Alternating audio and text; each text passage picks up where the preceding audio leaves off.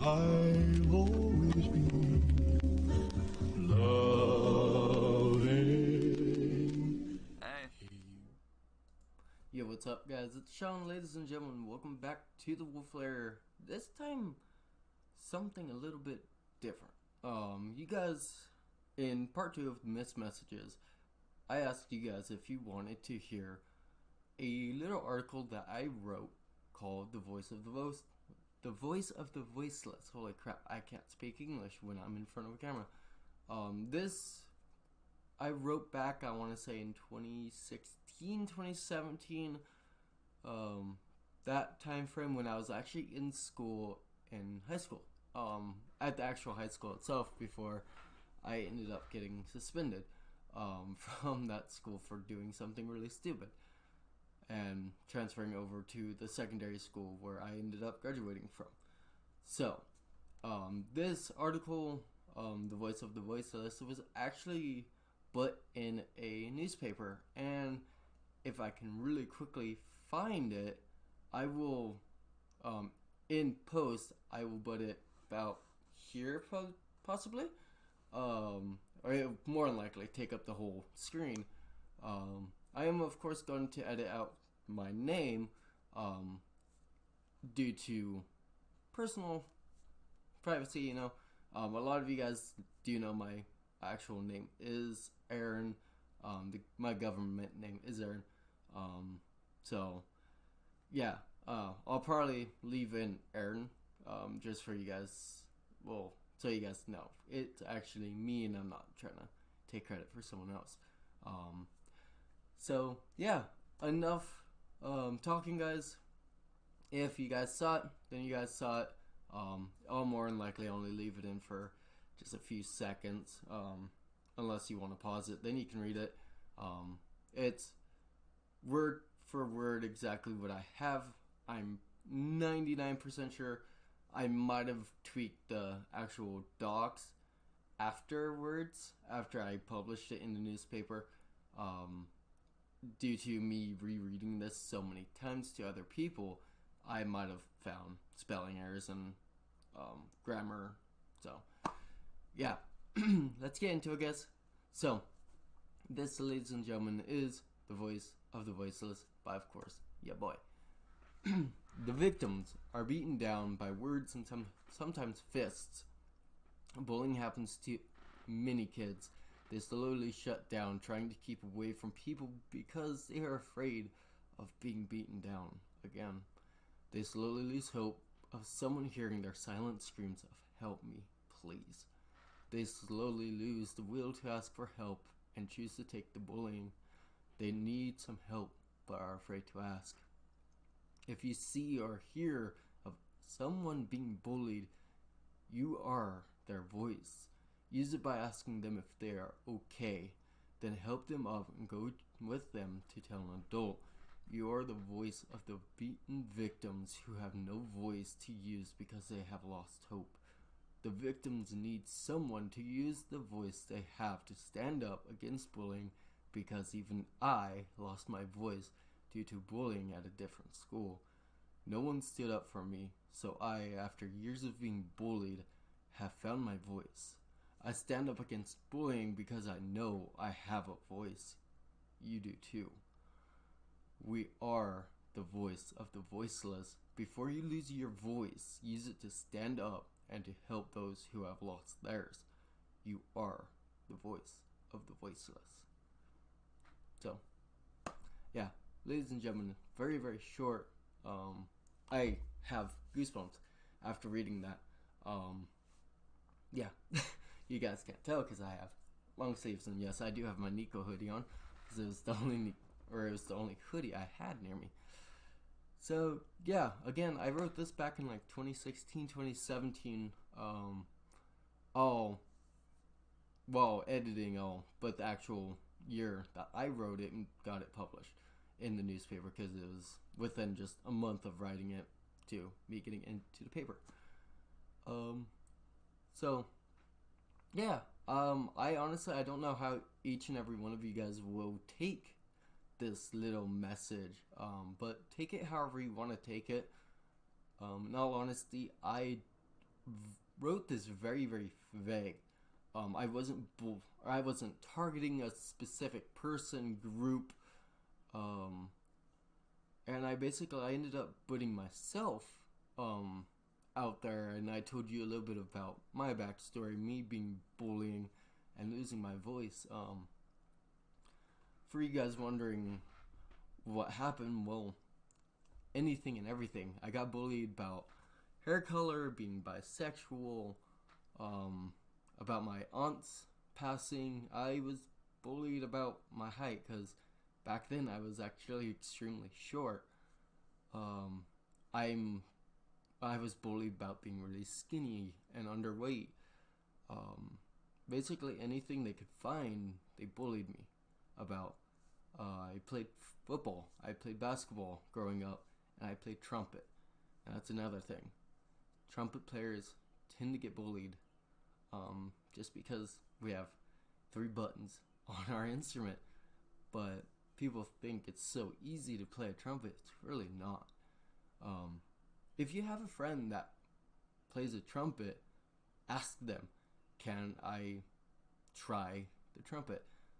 You will be astonished of how hard it is to play trumpet. And for you guys that do play trumpet, you guys can understand when you first started playing trumpet, we all had those hurdles to get over to be good. No one's ever perfect at doing anything. So the closest you can get to this perfect that we all try to get to is good, or a reasonable layout of something. You just get good at something because you can never become perfect, because the thing that you do is always changing. Football, new rules, new gear are always added. Basketball, again, new rules, new teams, just and new faces that you have to learn to get to be good with. There is no perfect, and to be totally honest, you can never really get good at doing something either, because of the same reason. You're always able to learn from failures or mistakes. So, before I learned all of that, well, I just remembered out for the last 2 minutes, I completely shut down. I quit playing trumpet, I quit playing basketball and football. And it was because I went to my coach for football, and I'll use football because I did basketball and I did my trumpet playing for a few years. It was only when it came down to football where I actually ended up stepping up and going to the adult, and they said they couldn't do anything because they didn't see it. Well, I knew that was bullshit, because when I was getting bullied, it was on the field in front of the coaches. There's no way they would have not been able to see it. So I quit halfway through the season with one of my really good friends at the time. I ended up bailing because of bullying and harassment. After that, like I said in the Voice of the Voiceless, I ended up losing my voice completely. I shut down, and I just took anything and everything they took from me or even said to me. One thing they took from me was my dignity back then. I didn't know who I was at all, because all my life I've been bullied. And after a certain bit, anyone will lose who they are, because in all honesty, the rumors and what they say, they become, well, they come to be what you think you are. So when I finally moved here to where I live currently, I realized that when I went to my new school, everyone was not judgmental because they didn't know who I was. So they didn't grow up with me. So they treated me as a human instead of, oh, we've grown up with this guy. We know that he's really flamboyant. He's bisexual. We can tell.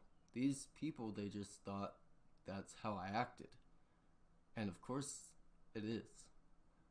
So they didn't see me as the flamboyant person, and more than likely they did, but they didn't use it against me until I realized that I'm going under the rug. I want to be noticed so I can make friends. I just did it in the wrong ways. To allow your flamboyancy, in my case, and me being really bisexual and wanting to show it, I allowed that to get in front of me and basically ruin my life. Or really slow my life down. It is okay to be bisexual, lesbian, gay, straight, trans, anything that you are. Just don't allow it to interrupt your life. Don't allow yourself to start making scenes like I did just to get noticed. Because in all honesty, if you're in school, I want you to take this to heart. And I know that a lot of you guys want to be the popular people. In all honesty, in high school, if you're going into high school, keep your head down. It is easier. Keep your head down. Do your work. Because here's the thing. I didn't. I wanted to be middle of the scene in the spotlight every single day. I got caught up with being this popular person, and I realized that it's not fun. I dated one of the more popular girls in school, and that ruined me. So I became an outcast very, very quickly. I ended up meeting a lot of my friends I still have today because they were the outcasts as well, but I ruined my life and my high school career basically by wanting to be in the spotlight. I didn't do my homework. I barely paid attention in class. Ended up getting like C's and B's every once in a while and A's in PE, but it was because I had my head so far up in the sky that I wasn't ever looking down at reality, which is, of course, where my feet were, on the ground. But I needed to learn this so much sooner, because what ended up happening was, as I said, I got expelled. Because I did something really, really stupid, and I'm not even going to go into what I did because it was so stupid. I don't want you guys to hear that I did it, so you're going to be like, oh, I'm going to do it too because he got expelled and he was able to work on YouTube. In all honesty, it almost ruined my chances of graduating. The only reason I was able to graduate is because my principal really freaking liked me. He knew I was a good kid and that what I did was uncharacteristic to me. He knew that something happened in my life that sent me basically over the edge. And when I went to the board of trustees to see if I was going to get expelled and for how, or either suspended or expelled, I ended up going there and I got expelled completely. If you don't know what happens when you get expelled, you can no longer go in the school district within the state that you are in, or at least where I live. Thankfully, my principal, he looked at the board and he's like, I want him to be able to continue his career in high school, but at our secondary school called Indian Head Academy. And of course the board of trustees and like the actual head of the school, he's looking at the principal going, are you nuts? Do you not know what this kid just did? And thankfully the board, they're like, you know what, if you think he's gonna be able to go there and actually keep his head down, we'll allow him to do that. I was supposed to graduate early, believe it or not, because I crammed so many classes into just one day. I ended up throwing it away. As I was in that secondary school, my mom, she ended up going out of town for work.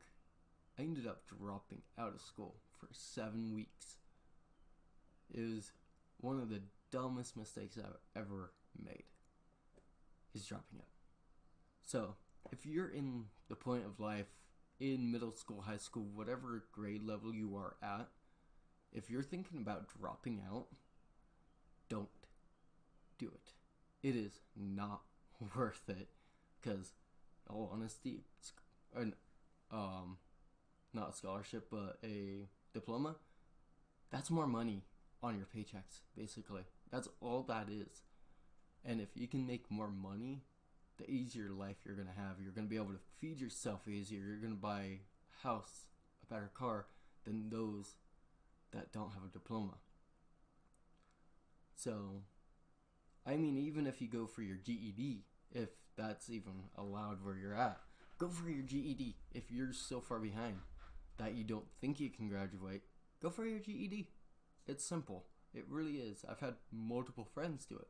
But the last thing I want to see any of you guys that are watching this right now is to drop out of school. Do not follow in my footsteps, because I was very, very lucky that I was supposed to be ahead in classes, and the principals, they really liked me at my new school too, because I came in, I was really polite to everyone, and I did my work when I was supposed to. And I helped them with anything they asked. I came back basically on my knees and begged for my principals to take me back, and thankfully they did after I dropped out. I graduated in October, last October. And it's by honestly the good gracious of all my friends pushing me to keep going, because at basically the very end I was thinking about dropping out for good. And it's only because of Beacon and Ubar and Matt and my family that I ended up pushing through. I wouldn't have been able to do it, because I'd beaten myself down all my life because of the bullying and all that. I always thought I wasn't worth anything to anyone. So, and that's one reason why I started YouTube at the very beginning. I wanted to feel like I was worth something to people. And as my channel has grown from 100 to 500 to now 700, I've realized that I'm so much more of a person than I ever thought I was.